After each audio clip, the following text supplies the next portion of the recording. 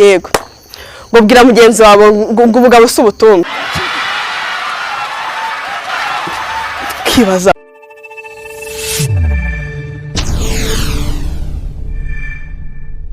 ya rero kambagezeho testimony yanjye ejo hashize nibwo nagiye rero gusura inshuti wanjye bita Alice nyine kubera ko nari mukumbuye ari inshuti yanjye narumvaga mufite impano nyine ubwo nari nyifite mu gikapu impano ndagenda njya kumureba iwabo impano ndayimushyira ngeze iwabo nyura hanze nyine ari ku gasambi ntumva Alice aramamaga ati se waje ukayimpera hano mu cyumba ko nagiye mu cyumba rwose numva nizeye navuga nibirara yakirana urugwiro ngo nibwo nagiye mu cyumba tubanza kuganira namubwira nisa ko nari ngukumbuye nanjye nuko ko nyine ndamubwira ni muri iyi minsi narakijijwe ambwira ati nta kibazo ubwo nibwo nayikuyemo ntangira kuyimushyiramo ubwo nkimushyiramo ariko yanga kujyamo gatangira nyine gutaka cyane ngo yishyiremo neza iri kundya mwambira nise ubwo base wagiye kuburira ukagarama wenda nkayishyiramo ugaramye karibwo irajya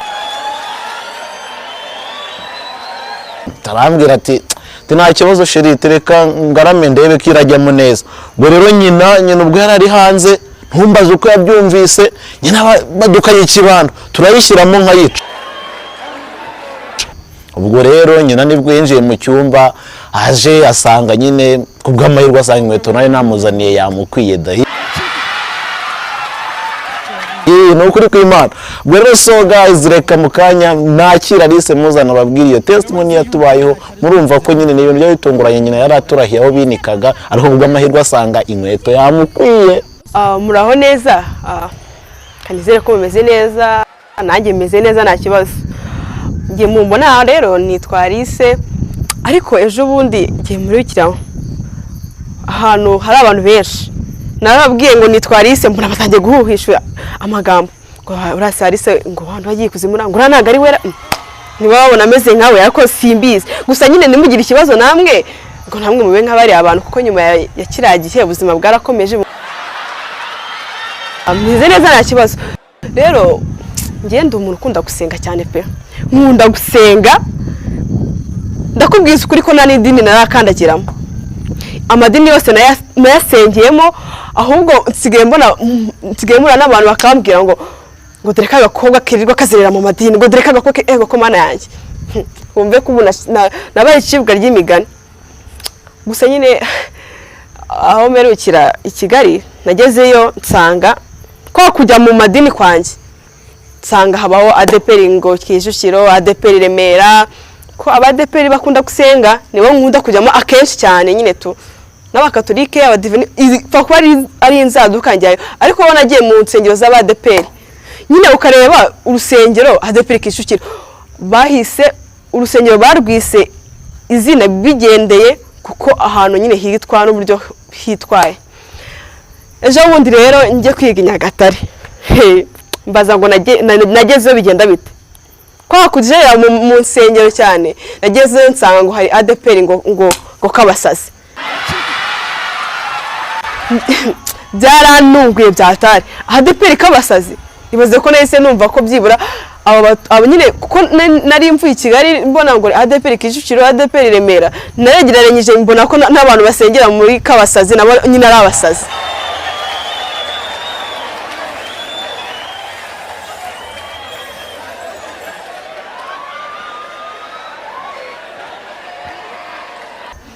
noneho nkageze Musanze ho noneho nkuko nababwiye ngo i Kigali ADPR insengero zaho bazita bigendeye n'ahantu n'ibintu bihakorerwa noneho ngeri Musanze mbone ko abakristo bose basengera aho hantu nyine nabo barangiye ngo ADPR Buyoga ADPR Buyoga nyine byarancanye ndavuga ati sibuko ko basanga nanjye ngiye kuza none n'uburyo ADPR n'inzoga bizirana bayita ADPR Buyoga ukuri pe munyihanganire mbavugeho i Kigali nanone kansubira i Kigali uragira mu rusengero wumve pastor avuga ati haleluya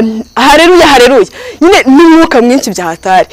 noneho pastor avuga ati bwira mugenzi wawe ngo vizura yibonye akavuga ati mugenzi wawe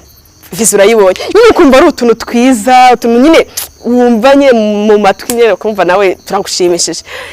gera mu nsengero zo mu cyaro rero pastor avuga ati haleluya amen haleluya yemwe yego ngo bwira mugenzi wabo ngo ubugabo s'ubutumbi kibaza ubugabo s'ubutumbi n'ibiki se ahubwo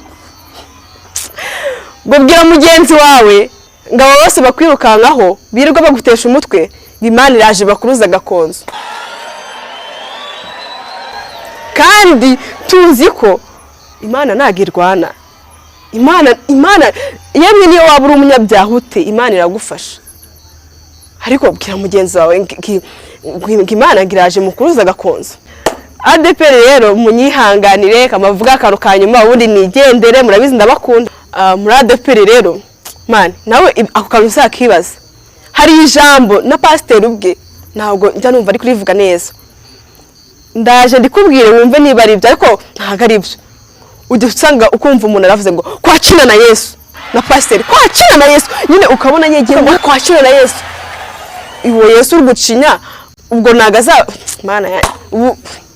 ntabwo bavuga ngo kwacina na Yesu bavuga kwajina la Yesu ntabwo ari kwacina Yesu baramucinya hoya kwajina la Yesu mukuri ntabwo nagena nababwiye ikintu kimbabaza cyanyuma basi mbaveho